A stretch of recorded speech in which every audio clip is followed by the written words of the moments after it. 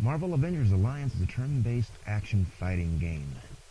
Flash game, rather, released by Playdom Entertainment. It can be played on Facebook or on the Playdom website itself. It features a huge cast of characters from the Marvel Universe, each with abilities closely modeled after their Marvel Comics counterparts. You'll find characters from the Marvel teams of the Avengers, as well as the X-Men and a few neutral kind of anti-hero characters as well. The fighting setup will seem really familiar to those that grew up playing games like Final Fantasy, as the fighting system is extremely reminiscent of those games. Maybe that's why I got into it as much as I did. I loved those old fighting games as a kid, and, well, still play them sometimes when I can find them and find the time. The player controls a character called an agent, who brings two Marvel heroes along with him to fight various bad guys and various PvE missions in the game, as well as other superheroes in a PvP system that can be unlocked once the player reaches level 10. Now, in all honesty, this setup is PvP in name only. For the most part, anyway, as you don't actually fight other players in real time. Instead, the opposing team will be controlled by a computer-controlled AI system, using other players' heroes and their agent, trying to take you down before you can do the same to them. Now, the game is broken down into 6 different classes, with the exception of generalists. Each of these classes has a counterclass that they have strengths and weaknesses against. Understanding how these classes work and which classes are stronger and weaker against other classes is the key to doing really well in this game. Now, the purpose of this first video is to try to explain how these classes work and how you can use this information to your advantage. Alright, enough of the small talk. Let's get down to business, shall we? Okay, now as you can see here in this, what I refer to as the class wheel, this is basically a representation of the different classes in the game, kind of a guide to what they have their strengths and weaknesses against. The in-game classes are blasters, bruisers, generalists, infiltrators, scrappers, and tacticians. Now, the first class I'm going to be discussing, since my OCD is really big on alphabetical order, will be blasters, who are typically, but not always, ranged fighters. Some of the most popular blasters are Scarlet Witch, Human Torch, Doctor Strange, and Iron Man, as you can see here. Their class buff allows them to get a guaranteed crit on their positive counterclass.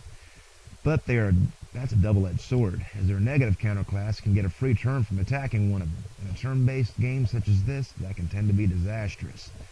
Blasters are strong against the bruiser class. Attacking a bruiser with one of these guys gives them a guaranteed critical hit and bypasses defense, dealing heavy damage at that target.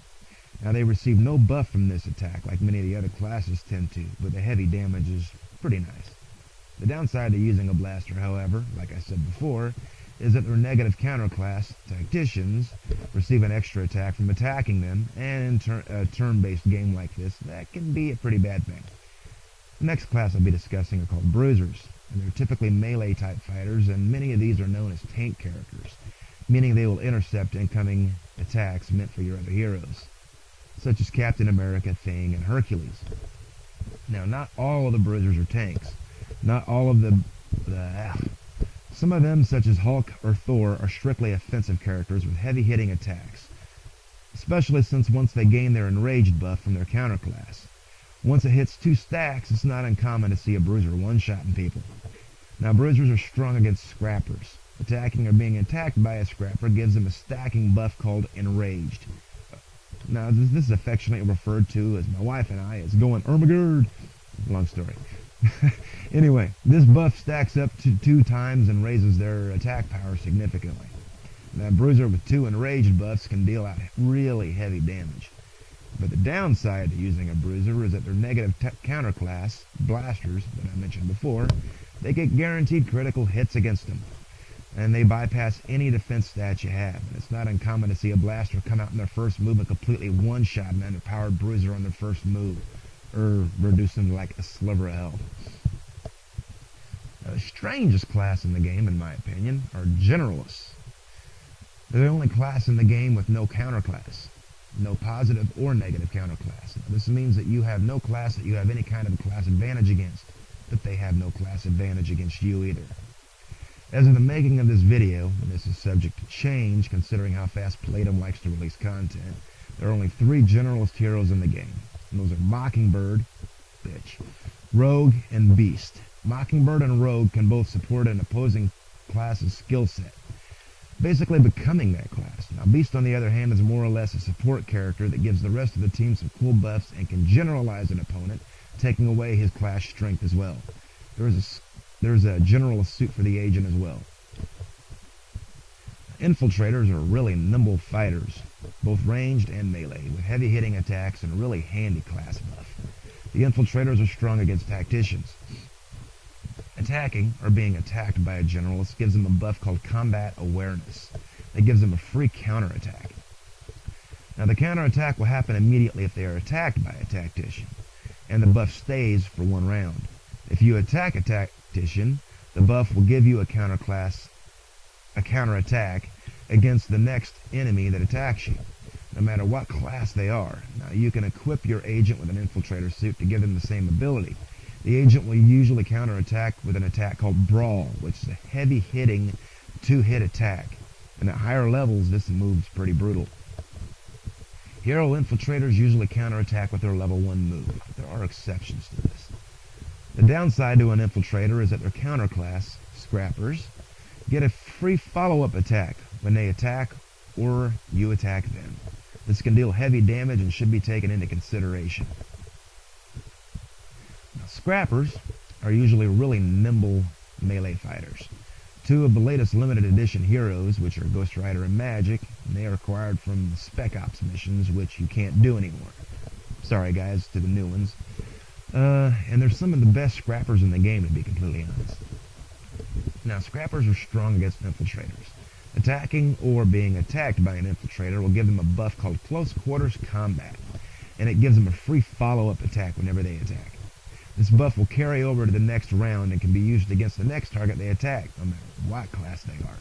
Heroes usually follow up with their level 1 move, except for Quicksilver, who likes to use his level 2. And an agent in the Scrapper suit will follow up with Brawl, like I mentioned before with an infiltrator. Now, the downside to Scrapper, and it's a pretty big one, is that their counter class, which are Bruisers, the first class I told you about, no, second class I told you about, sorry about that, they get a stacking buff to their attack power if you hit them, and this includes AoE attacks. You've got to remember that. Never attack a Bruiser with a Scrapper unless you can help it, and unless you are sure that you can take them down in that 1 round or stun them to somehow keep them from attacking on the next move. But there's a good chance on that next move, if they do get attacked, they're going to come out and completely destroy you. You've got to remember that.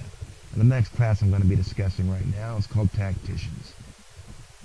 You'll find both melee and range tacticians, and they're a really versatile class with possibly one of the best class bonuses in the game, considering this is a turn-based game. Tacticians are strong against blasters. Attacking a blaster with any single target attack will award them an extra turn, unless your agent used the Quantum Jumper gadget on his last move. Now, this can allow you to deal extra damage to a single target, deal or attack 2 targets in succession, or attack once and then buff themselves, or use an item if it's not a PvP fight. This allows for a good bit of strategy if used correctly. You've got to remember that.